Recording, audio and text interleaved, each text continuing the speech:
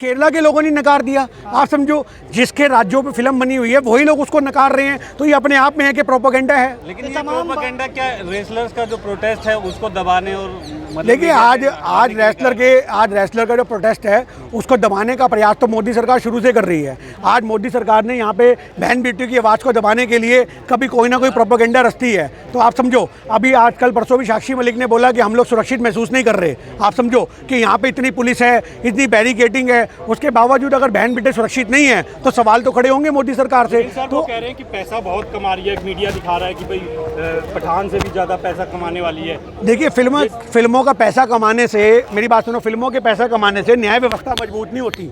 फिल्मों के पैसा कमाने से देश की अर्थव्यवस्था मजबूत नहीं होती। वो डायरेक्टर जो कमा रहे हैं ना, कश्मीर फाइल पे इन्होंने हज़ारों करोड़ रुपए कमाया। आप समझो क्या अनुपम खेर ने या उसके डायरेक्टर ने कश्मीरी पंडितों को उसमें से जाके 4 मकान भी दिए कि हमने तुम्हारी फिल्म की स्टोरियां बना करके, वो मांझी फिल्म बनी। आप समझो मांझी फिल्म के अंदर पहाड़ छीड़ करके पूरा रास्ता बना दिया। जिस बंदे की स्टोरी बनी है उसके बच्चों को न्याय मिला? नहीं मिला। आज हमारे देश के अंदर जो डायरेक्टर होते हैं ये मिल्खा सिंह जैसे बंदे ढूंढते हैं जो 1 रुपये में अपनी स्टोरी बता दें और ये उस स्टोरी से लाखों रुपए कमा लें, करोड़ों रुपए कमा लें। लेकिन रेसलर्स के लिए जो कमेटी बनाई गई थी वो कह रहे हैं कि वो पापी नहीं है, पिता समान है इनके। देखिए अगर आज पिता समान है तो आज आपको मैं बता दूं क्राइम पेट्रोल देखने की जरूरत है, उसमें भी बहुत से पिता समान लोगों का खुलासा होता है। पिता समान और पिता होना बहुत फ़र्क होता है। पिता समान जो होते हैं उनकी आंखों में हवा जाग सकती है, तो आप समझो इस बात को पिता की नहीं जागती। तो ये सोचने की बात है, पिता समान होना और पिता होने में बहुत फ़र्क होता है।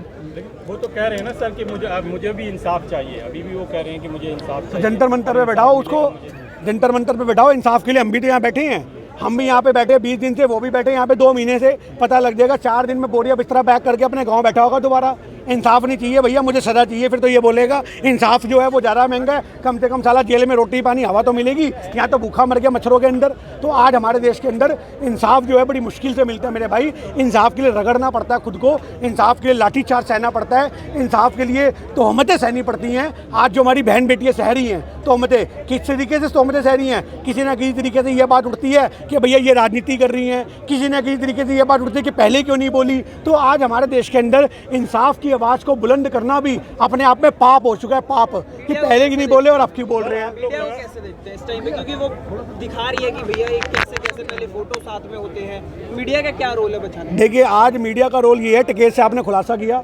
आपको पता होगा टिकेत साहब को बुलाया, टिकेत साहब ने बोला कि आप लोग बचाने के तो बड़े प्रबंध चला रहे हो हर मीडिया पे, पर आप ये नहीं बता रहे कि भैया इसको सजा कब होगी, इसको अरेस्ट कब किया जाएगा। तो आज हमारे देश के अंदर मीडिया जो है वो आंदोलन को दबाने का प्रयास करती है। ये तो आप जैसे सोशल मीडिया वालों का धन्य है जो आपके माध्यम से हमारी बहन बेटियों की बात दूर तक बढ़ रही है। और इसलिए शायद साक्षी मलिक ने आपसे 2 दिन पहले प्रेस कॉन्फ्रेंस करके एक बात रखी कि हम चाहेंगे कि ये मीडिया के साथी रात को भी बने रहें कुछ साथी, क्योंकि हम लोग यहाँ पे असहज महसूस कर रहे हैं। तो आप समझो जब हमारे देश की बेटियों को नेशनल मीडिया का सहारा नहीं मिल रहा तो आप न्याय की उम्मीद क्या करोगे। वरना आज हमारे देश के अंदर हमने निर्भया जैसी सूरतें भी देखी हुई हैं जिनको एक एजेंडे के रूप में इन्होंने चला दिया। तो आज हमारी बहन बेटियाँ जीती जागती सबूत हैं जो न्याय की मूरत बन के बैठी हैं पर न्याय नहीं मिल रहा। लेकिन निर्भया के नाम पे ये सरकार में आए थे और अब रेसलर जो है इनके खिलाफ प्रोटेस्ट कर रहे हैं इंसाफ के लिए।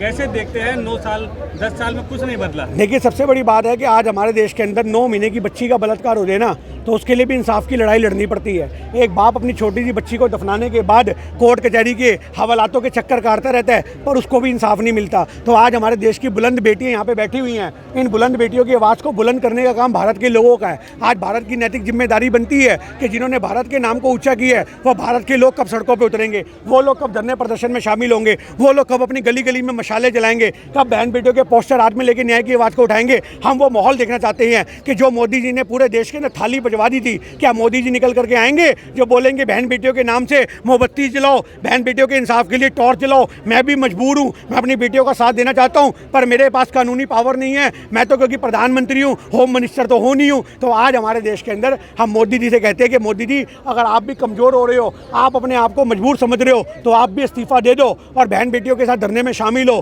क्योंकि बहन बेटियों का इंसाफ तभी मिलेगा जब आप जैसा मजबूत 56 इंची वाला हमारे साथ बैठेगा। क्योंकि 56 इंच की असली पावर क्या है वो यहाँ जंतर मंतर पे देखने को मिलेगी। मीडिया में तो हमने बहुत देखी है पर वो 56 इंच का आदमी जब यहाँ के बैठेगा और माइक से दहाड़ेगा कि भाइयों और बहनों मैं चाहता हूँ कि हमारी बेटियों को न्याय मिले, इंसाफ मिले, वह उनका इतना बोलने की देर है। सारे मीडिया पे मोदी मोदी होगा, सारे मीडिया पे पहलवान होंगे, सारे मीडिया के ऊपर ये बात चलेगी कि ब्रिजभूषण गिरफ्तार, breaking news breaking news breaking news. तो ये मोदी जी कमाल कर सकते हैं, वो लोग उतर करके आएँ और हमारी बहन बेटियों के इंसाफ को बुलंद करें, क्योंकि बेटियों की शाबाशी आपने बहुत ले ली, बेटियों के नाम के सहारे आपने अपना नाम बहुत बड़ा कर लिया, पर आज बेटियों को आपकी जरूरत है। आप कब धरती पे आओगे, ज़मीन पे कब उतरोगे? मंदिर और मस्जिद आप लोग हर जगह जा रहे हैं, मंदिर गए कल, आज गुरुद्वारे जा रहे हैं, क्या मैसेज आप लोग इससे देंगे, क्या इससे फायदा? भैया आज हमारा देश जो है ये हिंदू राष्ट्र की तरफ मोड़ रहे हैं और हम दिखा रहे हैं कि भारत जो है एक धर्मनिरपेक्ष राज्य है, भारत की धर्मनिरपेक्ष देश है जहाँ सभी धर्मों का सम्मान है। और आज हमारे देश के जो पहलवान हैं वो किसी एक धर्म के नहीं हैं,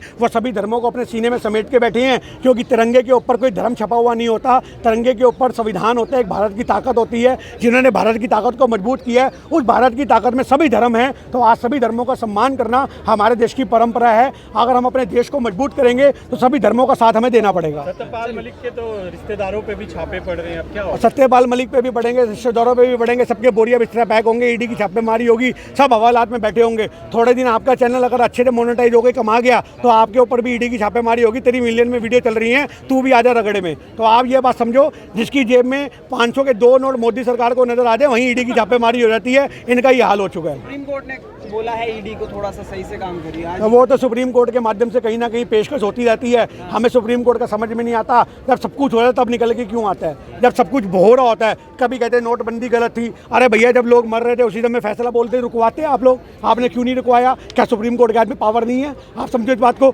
तो आज हमारे यहाँ पे जब खबर भी खुद जाती है, बंदे ढक दिए जाते हैं, मिट्टी चढ़ जाती है, 1 महीने बाद चींटियाँ खा जाती है कब्र में लेटे आदमी की लाश को, तब सुप्रीम कोर्ट जैसे बंदे निकल के आते हैं गलत हुआ था, ये बच सकता था, इसके खिलाफ कार्रवाई होती तो इसका बचाव हो सकता था। तो ये हमारे देश के तो सुप्रीम कोर्ट है कि बंदा मर गया, दफन हो गया, 13वीं भी हो गई, उसके बाद ये निकल करके आते, पहले क्यों नहीं आते, ये मुद्दा है।